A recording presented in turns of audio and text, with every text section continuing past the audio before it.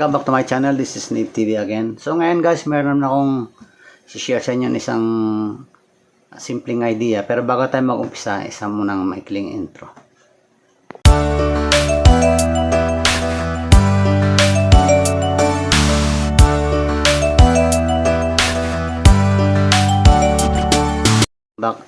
Ang gagawin ko ngayon guys is gagawa uli ako ng continuity tester gaya ng ginawa ko ng last video ko.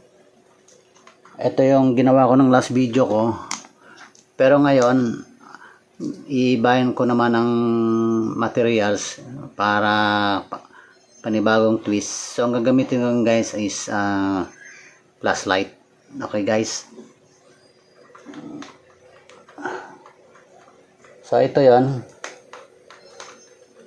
Okay, itong flashlight na ganito, siguro nakakita na kayo ng ganito. Nabibili naman to guys sa mga online, mura naman to. Okay, so flashlight siya, yan okay, yan, pwede siyang i-adjust. So gagawin ko siya guys na continuity tester gamit ito. So paano gagawin natin para sa maging tester? Simple lang guys, gaya ng sa ginawa kong mga ibang continuity tester ko, gumagamit tayo ng ilaw para yun ang pinaka natin indicator na may continuity.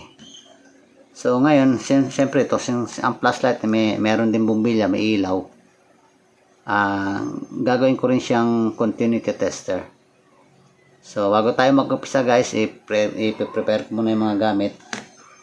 Kailangan natin dito guys okay, siyempre kailangan natin yung ating soldering iron. Pinainit ko na to. Kailangan natin yan pambukas siguro dito. Tapos okay, so mga wires, kailangan natin mga wires. Ito.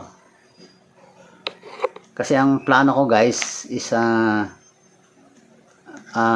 gagamitin ko ritong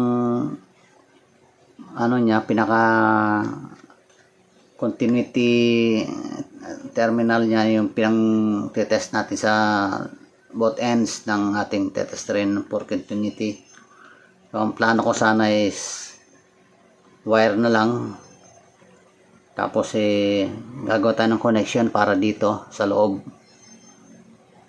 Okay, so titingnan ko muna guys paano ko mabuksan ito, kasi mukhang mahirap mukhang komplikado. Pero kung titignan natin meron naman siyang parang may gatla, may guwit siya, sa meaning nabubuksan sa dyan. Ganun din sa kabila. Okay, so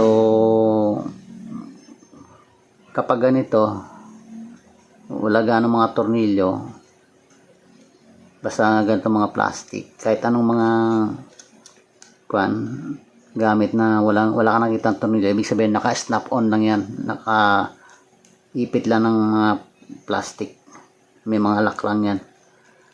So ito hanapin natin. Siguro ang gagawin ko rito is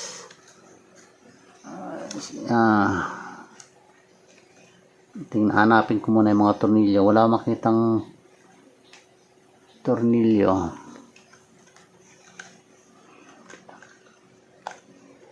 Ayun, parang meron yung may tornilyo isa rito ata. Okay, ayan. Okay, so try natin kung ayun, may tornilyo nga. Okay, so may isa siyang tornilyo. Tapos wala nang iba. So maring naka-screw.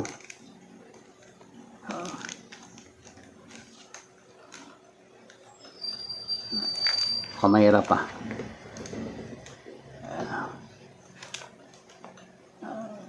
Okay, tatanggal yung ayun, meron siyang ito yung pinaka pindutan ng button. Tabi natin muna to.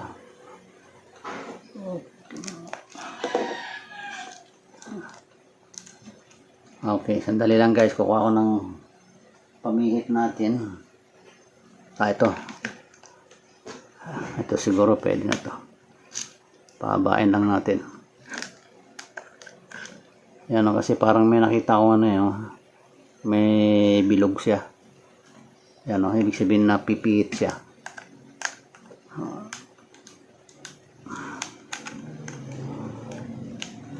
Buwan natin lang.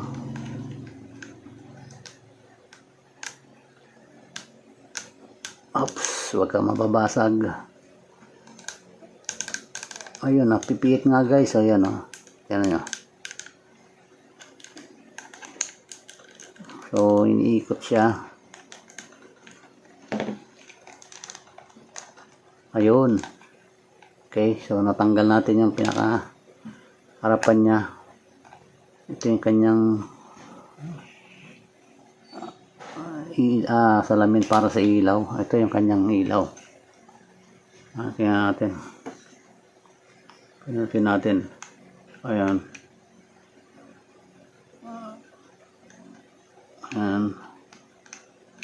Ayan yung hazard warning. Kanina SOS yun yung ito nga off nya. Yan yung normal nya, yung single light. Yan yung SOS nya, yung hazard nya. Okay,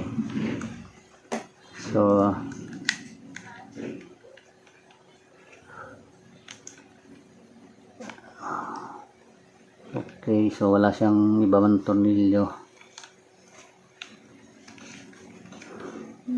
Kapag ganito guys, base sa akin mga experience, pag nagbubukas sa mga may plastic, mga ganyan snap-on, may mga lock lang yan So parehas siyang may kung titignan nyo guys, ayan meron siyang ganyan kabilaan. So meaning, ibig sabihin nandyan yung kanyang pinakalock. So kailangan natin ng panikwat.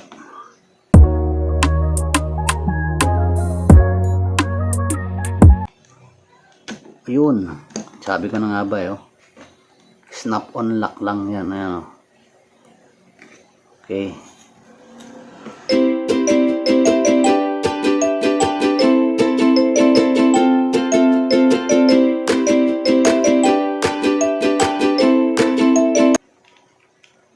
Uy, yun pala yung kanyang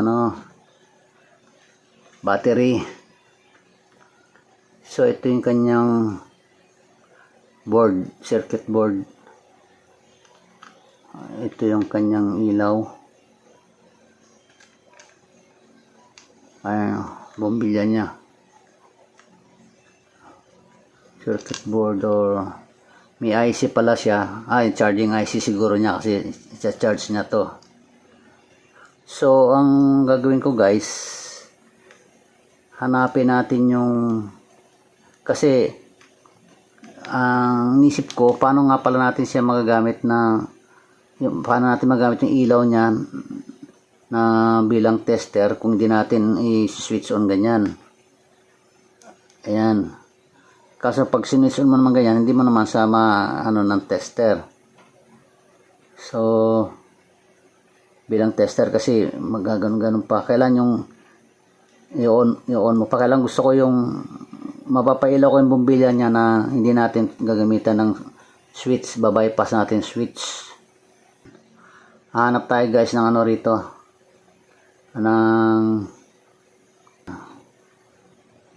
tatapping tayo ng wire. Hanap tayo kung alin dito yung mapapailaw natin to na hindi natin si switch on. Okay, ibig ko sabihin yung hindi natin gagamitan ng switch para hindi iilaw ng mga flashing. Gusto ko yung single single light lang, yung parang tester lang siya, tapos namamatay siya pag pinaghiwalay natin yung contact. Okay, so hanap tayo ng wire muna guys. Sandali lang, hanap ako. Ito temporary lang, parang pang tapping lang natin. Hanap tayo ng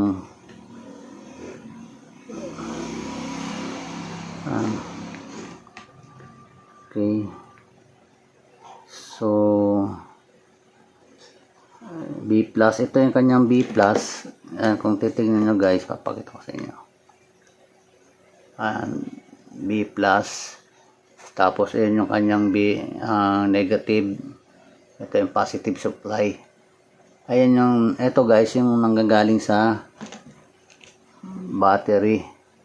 Ito, itong B+. Ayan, B+. Malabo ba guys? Ay, hindi na po. Ayan, B+. Tapos ito yung B-. Ito line, positive line, negative line. Ito na yung output. Bale, itong mga blue wire. Papunta rito sa ilaw. So,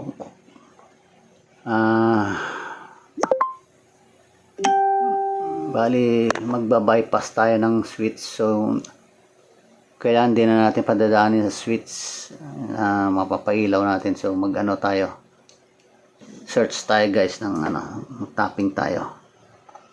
Ito yung kanyang ayan,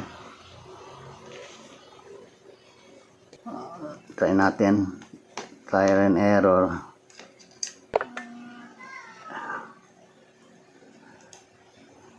Ayan, yung wire ko kanina.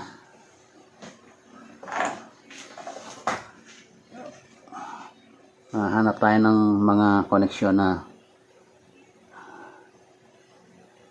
siya. Pwede nating kabitan ng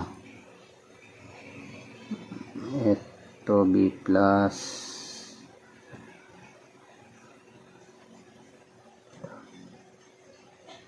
Hindi siya may ilaw. Okay.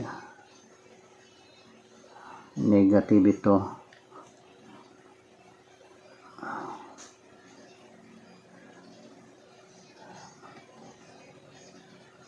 Ito yung sa switch eh. So kung hindi tayo dadaan ng switch, teka lang. Ayan. So parang gagawin natin guys, hanap tayo ng isang line na pag tinapping natin, ayan, ito, dito tayo sa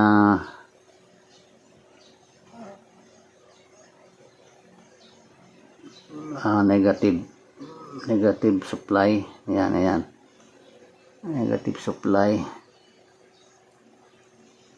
Okay.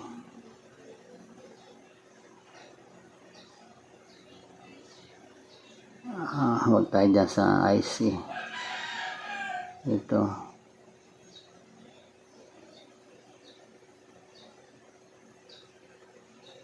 Negative supply to sa output.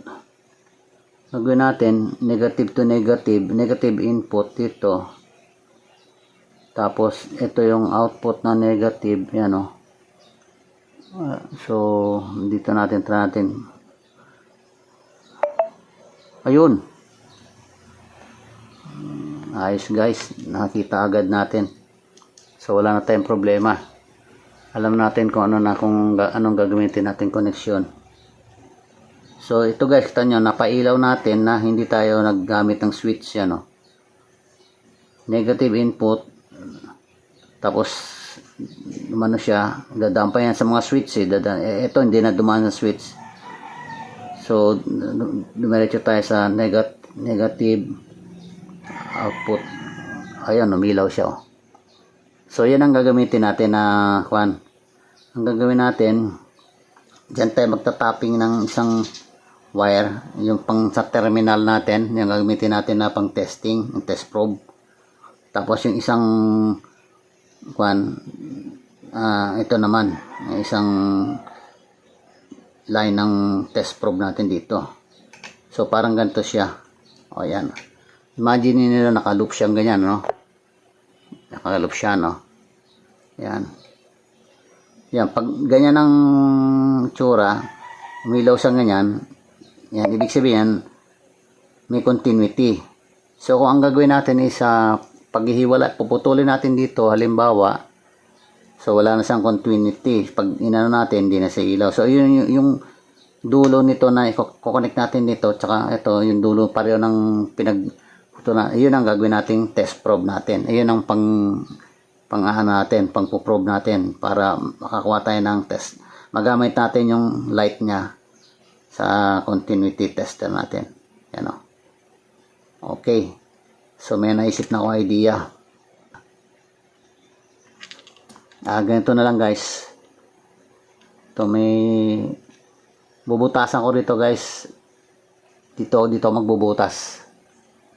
Okay, tapos lalagyan ko siya pala. Ayun, naisip ko na pala. Lalagyan ko siya ng kuan. Ayan. Ito pala. May nakita ko na pwede ko. Ayun. Ito ang gagamitin ko. Lalagay ko dyan. Bubutasan ko rito. Tapos ito yung itatapin ko doon sa yung sinasabi ko kanina na dito. Ayan. Tapos ito ang gagawin ko. Gagamit ako ng teka lang. Saan ba yan? Dito na. Ito na lang siguro guys yan.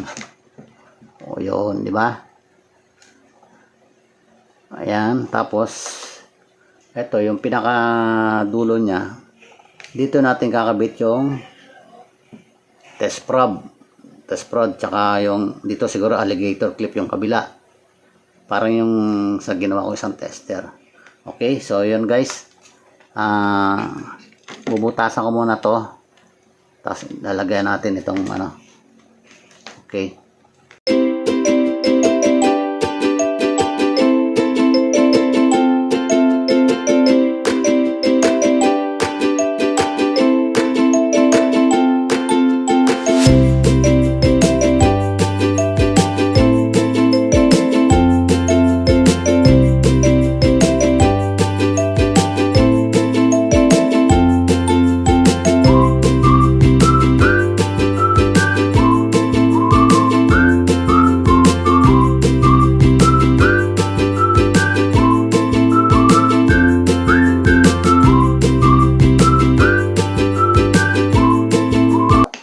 Hanapin natin, ito dito guys, yan, ito tsaka dito. So dyan natin siya hihinang. Okay, so kahit alin naman dito guys na wire, kuha naman yan series lang naman yan kahit magkabaliktaran yan, walang problema. So dito ilagay natin ito muna sa ating okay.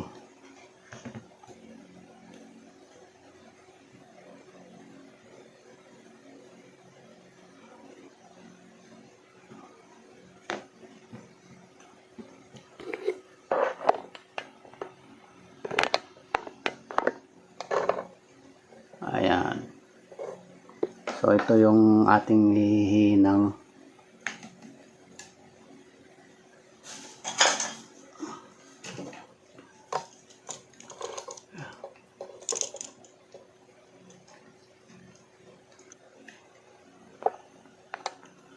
Lagyan muna natin na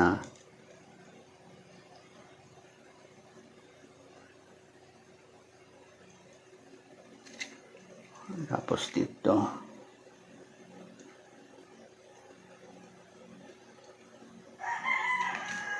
okay. So ito dito natin hinang doon sa nakita natin kaninang kuan.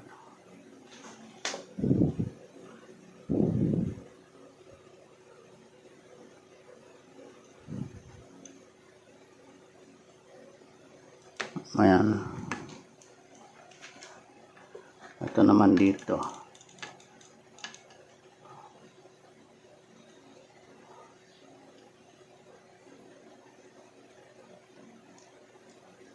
Yan.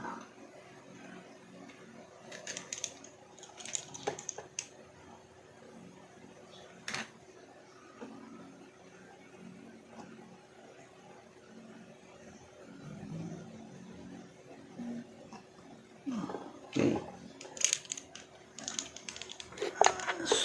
So, try natin. Bukan natin ulit yung yan.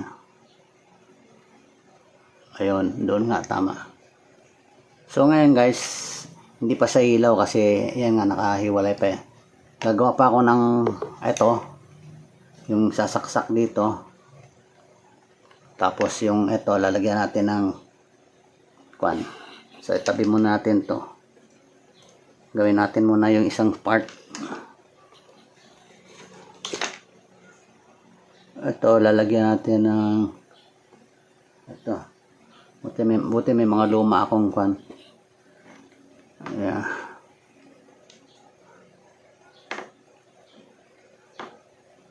Lagyan natin ng ano pala. Ayan guys. Kukuha lang ako ng shrinkable tube.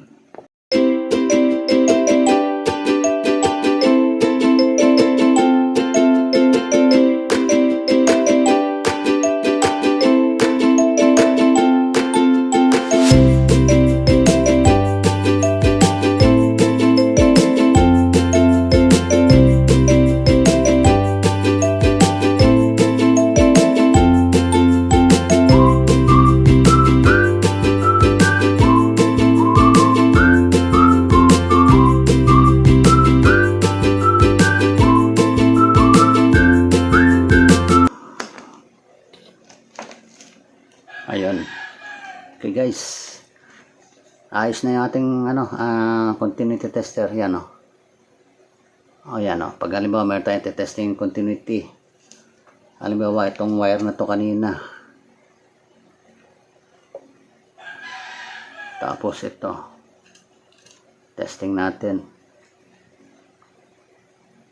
Ayan. Good. So, marami tayong tinesting nung nakaraan ng mga component pa gumana yung ating isang ginawang tester. So hindi ko napapakita guys na mag-testing uli ng ganon.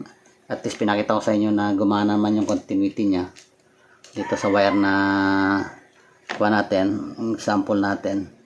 So gagawin ko, bubuuhin ko muna to tapos final test. Okay guys.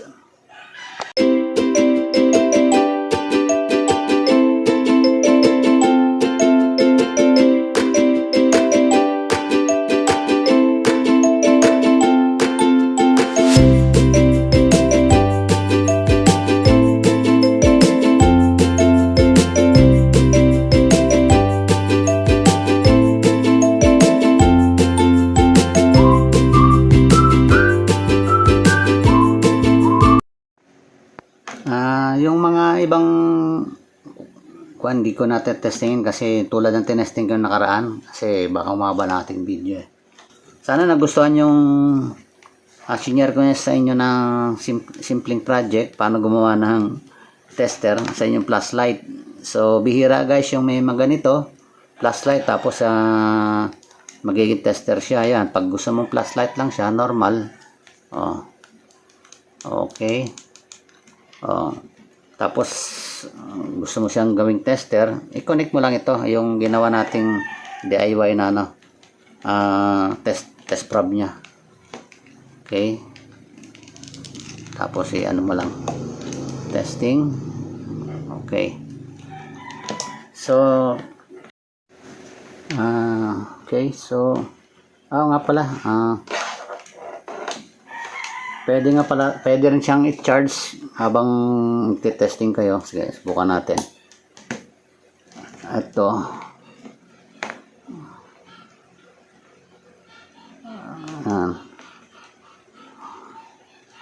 Tapos ito, isang dulo. Ayan. Ayan, tapos ang charger. Buksan nyo lang to. Ito guys, yung charger natin. Ayan guys, ito yung charger. Asan yung wire natin pang tinetest ito. Test natin. Yan. Tasaksak natin yung charger. Okay. Ayan. Okay lang. Charge. Ayan, nagti-charge siya. Tapos nagte-test ka. Okay? So, wala siyang problema. Ayan. Mas lumiliwanag siya pag naka-charge. Okay guys. Kung nagustuhan niya guys yung aking share sa inyo na simpleng simpleng gagawa ng tester, continuity tester, paki-like and share na lang guys, and don't forget to subscribe to my channel Need TV, and also press the notification bell para ma-update kayo sa mga gagawin ko pang mga ibang video. Maraming salamat. Thanks for watching.